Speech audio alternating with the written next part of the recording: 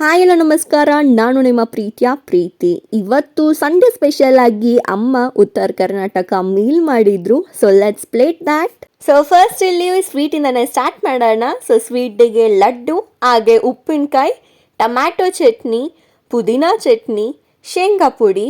So ಸೈಡ್ಸ್ಗೆ cucumber, onion, ಹಾಗೆ ಖಾರಕ್ಕೆ ಮೆಣಸಿನ್ಕಾಯಿ. ಸೊ ಮೆಣಸಿನ್ಕಾಯಿ ಬೇಕೇ ಬೇಕು, ಇಲ್ಲಾಂದರೆ ಡಿಶ್ ಕಂಪ್ಲೀಟ್ ಆಗಲ್ಲ.